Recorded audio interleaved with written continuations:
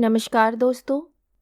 कहानी शुरू करने से पहले मैं आपको ये बताना चाहती हूँ कि अगर आप मोरल एंड मोटिवेशन कहानी सुनना पसंद करते हैं तो आप मेरे दूसरे चैनल एम्पावर द लाइफ पर आ सकते हैं। आपका वहाँ स्वागत है। द गोल्डन स्टोरीज में आपका स्वागत है। आइए सुनते हैं जयशंकर प्रसाद की लिखी कहानी बेड़ी। बाबूजी, 1 पैसा। मैं सुनकर चौंक पड़ा। कितनी कारुणिक आवाज थी। देखा तो एक 9-10 बरस का लड़का अंधे की लाठी पकड़े खड़ा था। मैंने कहा, सूरदास, यह तुमको कहाँ से मिल गया? अंधे को अंधा ना कहकर सूरदास के नाम से पुकारने की चाल मुझे भली लगी। इस संबोधन में उस दीन के अभाव की ओर सहानुभूति और सम्मान की भावना थी, व्यंग्य ना था। उसने कहा, बाबूजी, यह मेरा लड़का है। मुझे अंधे की लकड़ी है।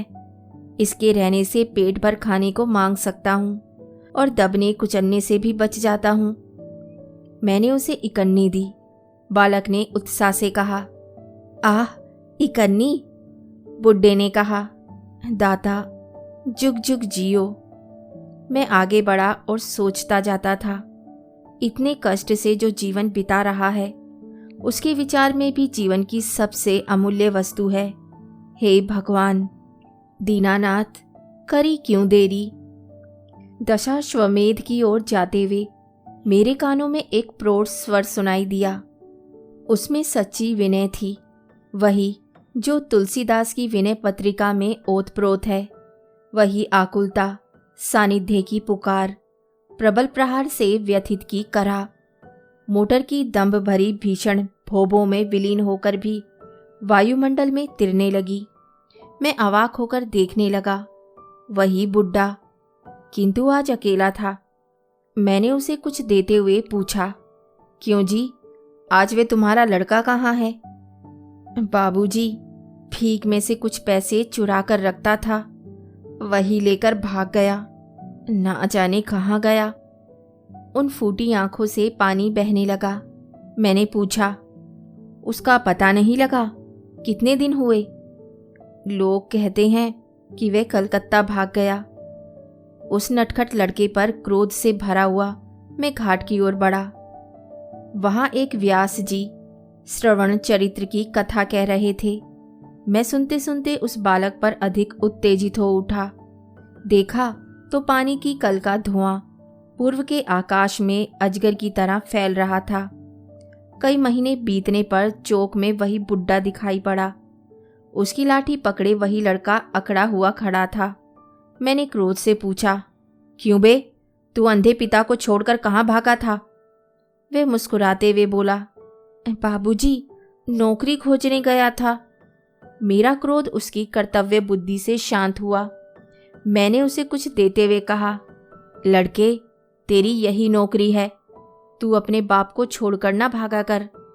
बुड्ढा बोला, बाबूजी, अब ये नहीं भाग सकेगा, इसके पैरों में बेड़ी डाल दी गई है। मैंने घृणा और आश्चर्य से देखा। सचमुच सचमुच उसके पैरों में बेड़ी थी। बालक बहुत धीरे धीरे चल सकता था। मैंने मन ही मन कहा, हे भगवान, भीख मंगवाने के लिए बाप अपने बेटे के पैर में बेड़ी भी डाल सकता है? और वह नटखट फिर भी मुस्कुराता था। तेरी जय हो। मैं आगे बढ़ गया। मैं एक सज्जन की प्रतीक्षा में खड़ा था। आज नाव पर घूमने का उनसे निश्चय हो चुका था।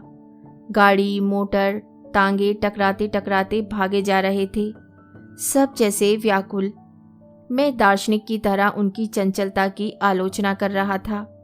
सिरस के वृक्ष की आड़ में फिर वही कंठस्वर सुनाई पड़ा। बुड्ढे ने कहा, बेटा, 3 दिन और ना ले पैसा।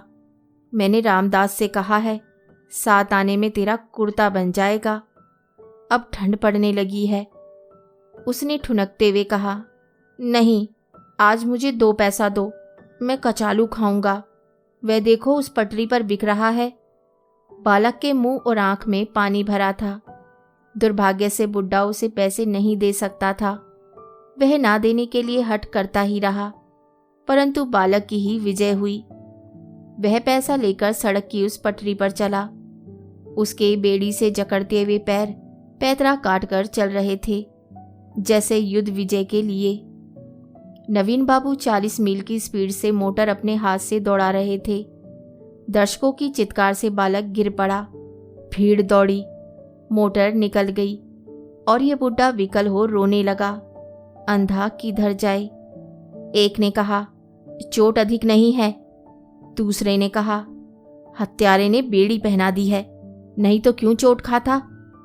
बुड्ढे ने कहा, काट दो बेड़ी बाबा, मुझे ना चाहिए। और मैंने हतबुद्धि होकर देखा कि बालक के प्राण पखेरु अपनी बेड़ी काट चुके थे। कहानी सुनने के लिए धन्यवाद। तो इसी के साथ मैं आपसे विदा लेती हूँ और कल फिर मिलती हूँ एक नई कहानी के साथ।